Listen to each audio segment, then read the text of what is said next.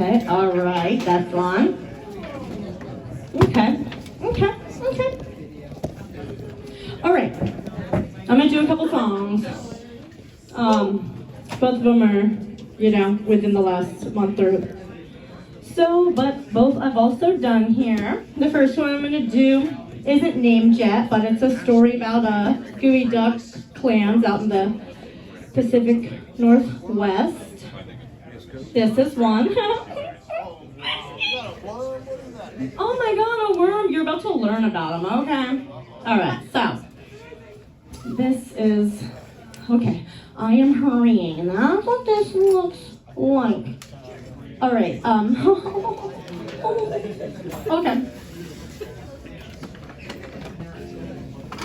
It'll start quiet and then it'll come in loud, so you'll probably be adjusting it, Matt. For all the 80s babies, it was like the opening scene of Look Who's Talking. But there are 2 million eggs floating in the water column. We focus on 2 eggs, just as 2 sperms fertilize them.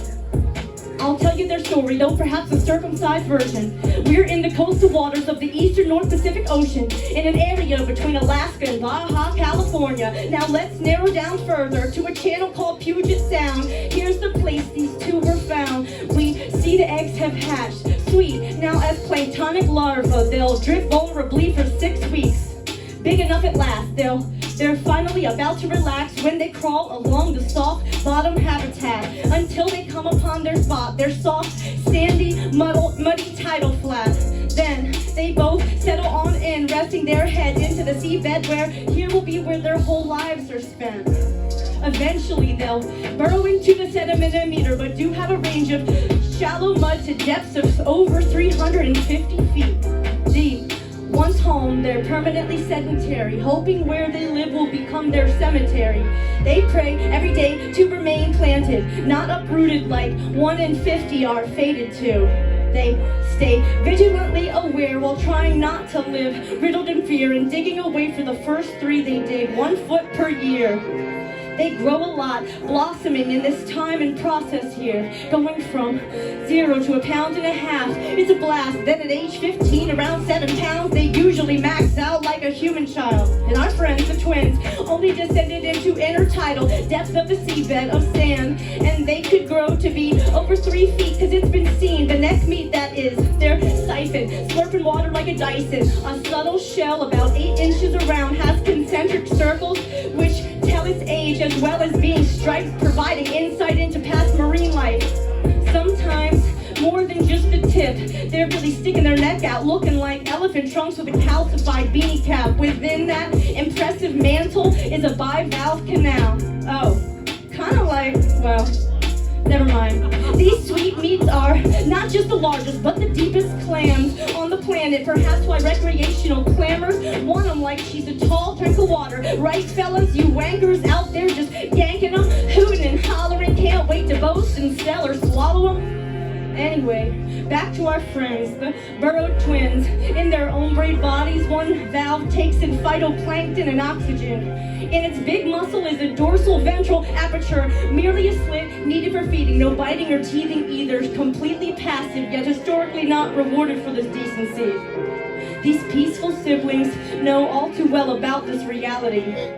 Still they keep serving perks with their beneficial filtration water rebalancing. Once they're grown, they'll have extremely low mobility, so it's really crucial not to dislodge them homeless, hopelessly. Not the prey of many, but there are a few who fancy. The sea otters gobble, dogfish devour, starfish gnaw on exposed flesh for hours. A natural delicacy, China agrees with 90% solely they receive. Our 2 do daily pray that them their sediment shall keep. Defenseless, extensively farmed and accosted. One of the bullocks on these marine bivalve phallic mollusks, well, not much, but do trust that they'll piss right in the face of the imbecile who plucks. Sadly, their captors often love it. In Lashutsi, their name means dig deep, which these pricks should do and ask themselves after squirted by this 150-year-old aphrodisiac or just lap the splashes. They're expensive, so once inevitably over-harvested, their tract is damaged for 39 years before coming back.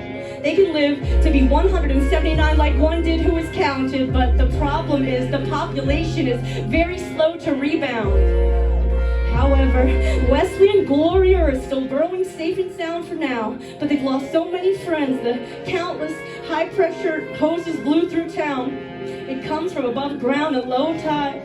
Speak of the devil, we're watching and our two guys, they shrink to hide and recoil and hunker down. Wait, but this time the high tide rose quickly again and douched explosive hosers back around, doused and powdered, no doubt about who looks like a big dick now, while our Gloria and Wesley will hopefully never be found.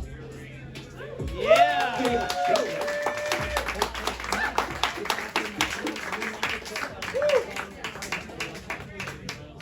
Damn, I should have done the other one first. No, I won't. No. What? What, play it on Wednesday? You'll be playing on Twitter. Oh, no, I just mean I wish I knew before.